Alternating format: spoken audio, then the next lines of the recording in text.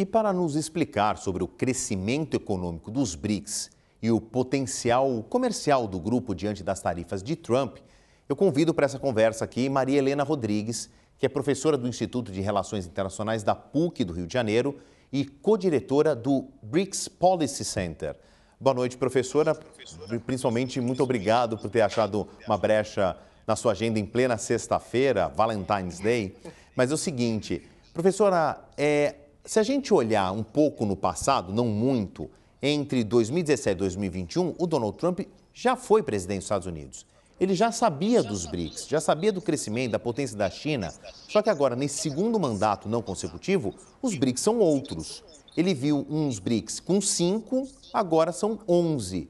E um crescimento sensível da China, não só falando do seu próprio PIB, mas da influência internacional.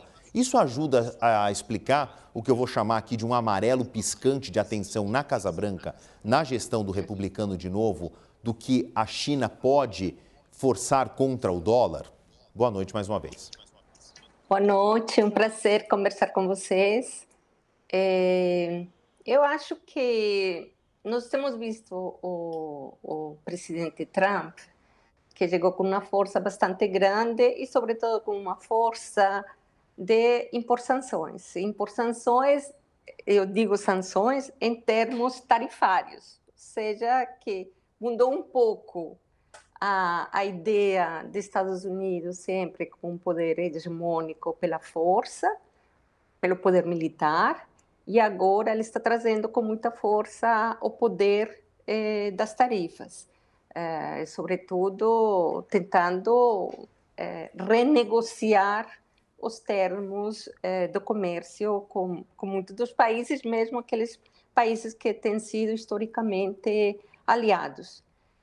É lógico que esse arranjamento do BRICS é um conjunto de países bem fortalecido e, sobretudo, talvez o que eu acho mais importante, todos sabemos que a população é grande, o PIB é grande, alguns comparam com o G7, etc., mas eu acho que tem um elemento bastante importante e que tem um objetivo muito claro, e esse objetivo muito claro é transformar e modificar a arquitetura financeira internacional.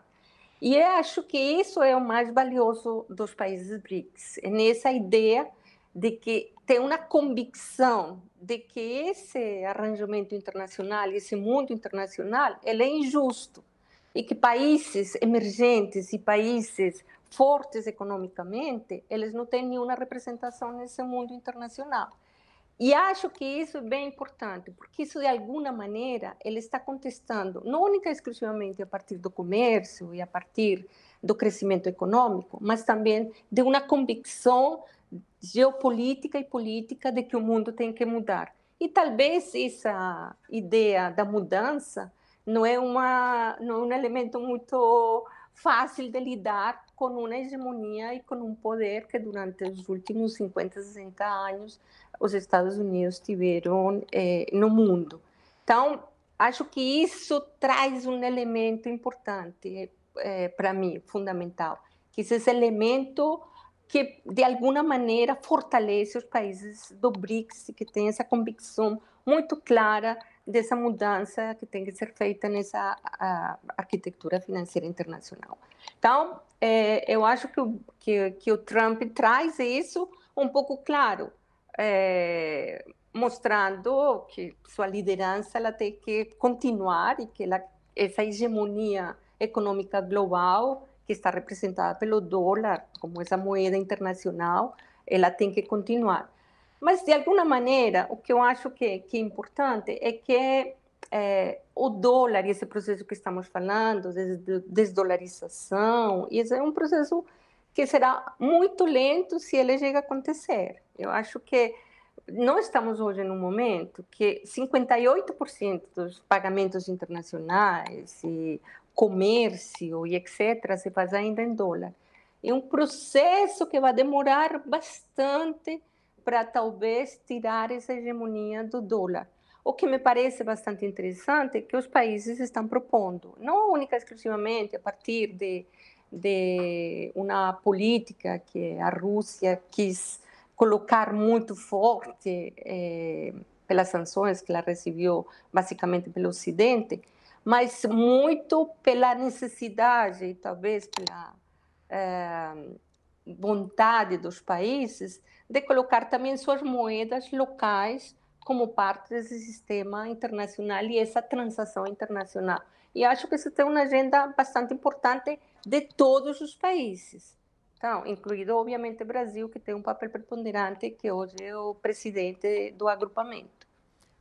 Professora, para deixar mais claro o que a senhora está falando, a gente tem um gráfico aqui que é o seguinte: eu coloquei em comparação o que são os países do G7, que eles estão pintados em azul, e aqui os BRICS, o que eu vou chamar de BRICS.1 e BRICS.2, né? O vermelho mais escuro é o BRICS tradicional, Brasil, Rússia, China, Índia, aquele que começa a ser pensado nos anos 90 e agora, em 2025, a gente teve o 11º novo membro, que é a Indonésia. Então, aquele grupo que começa com 4, passa a 5, hoje ele tem 11.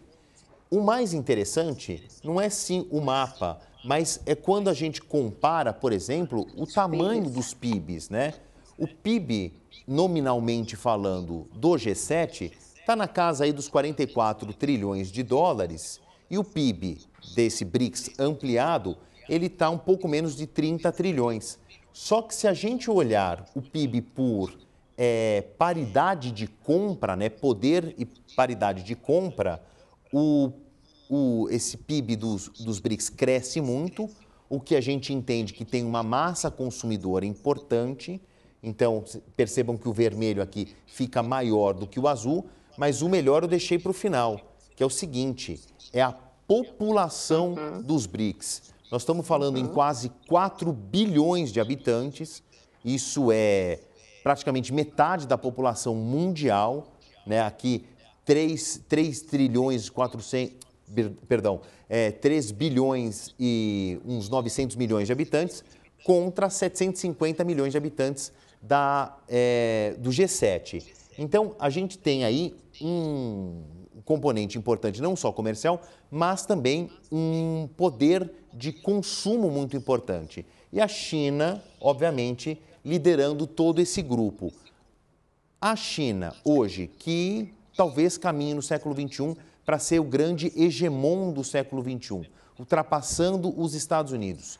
No cenário que a gente tem hoje, em fevereiro de 2025, agora com a posse de Trump, a China seria capaz de fazer esse contraponto dessas políticas de sobretaxação do Trump? Pergunto o seguinte, olha, resto do mundo, não fiquem com medo de fazerem comércio com os Estados Unidos e ficar mais caro.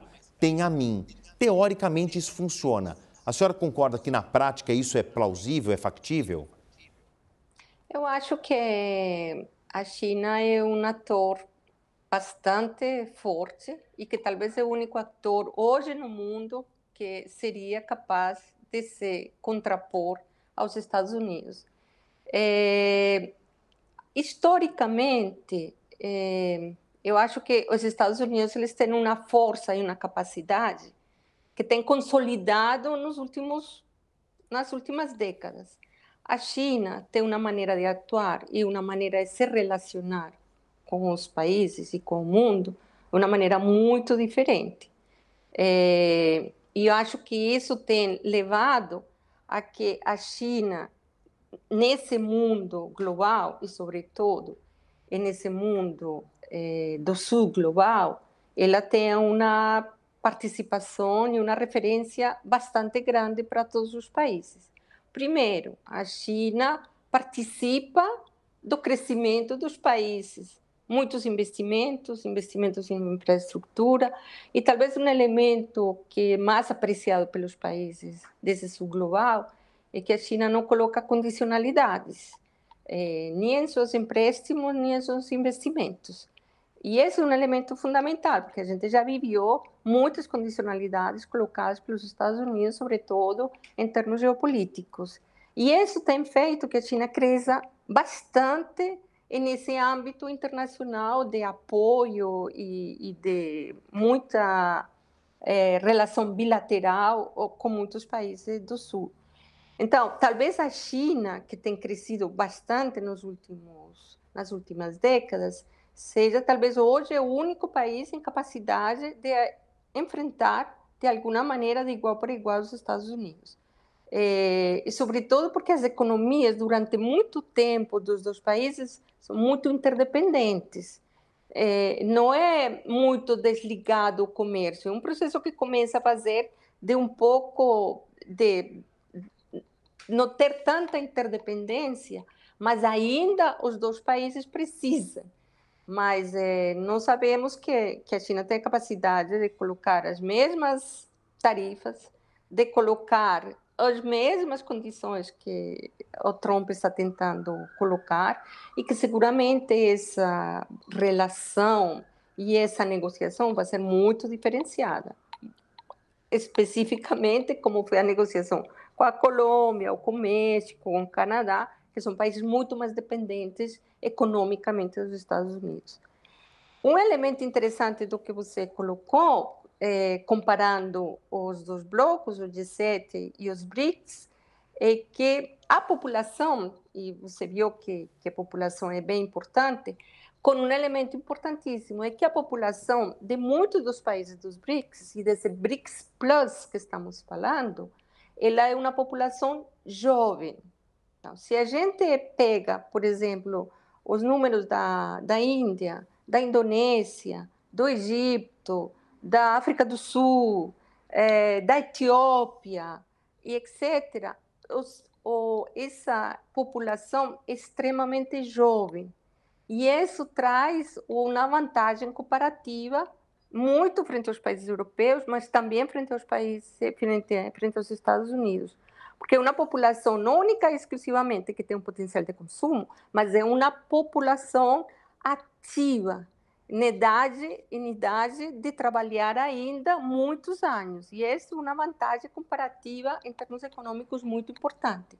Então, equalizando esses dois blocos, a gente vê o potencial que tem os BRICS de crescimento e, sobretudo, se a gente coloca ou pega como referência o que aconteceu o ano passado na cúpula de Kazan, que mais de 30 países fizeram solicitação para entrar dentro do bloco do BRICS, a gente vê que tem um potencial de crescimento bastante grande. Então, obviamente que esse bloco comece um pouco, digamos, entre aspas, a assustar. Ou seja, o porquê esse nível de população, de PIB, de recursos e etc., como vai se consolidando e quais serão as transformações que o mundo vai viver com a consolidação desse grupo. Então, eu acho que se a gente coloca no mesmo patamar em termos econômicos, em termos de comércio, em termos de crescimento, em termos de mudança também dessa arquitetura financeira internacional, obviamente que vamos viver uma transformação nos próximos anos. Queria encerrar aqui a nossa conversa agradecendo a professora Maria Helena Rodrigues, que leciona no Instituto de Relações Internacionais da PUC do Rio de Janeiro e também é co-diretora do BRICS Policy Center. Obrigado, professora. Até uma próxima. Obrigada. Boa noite. Boa noite.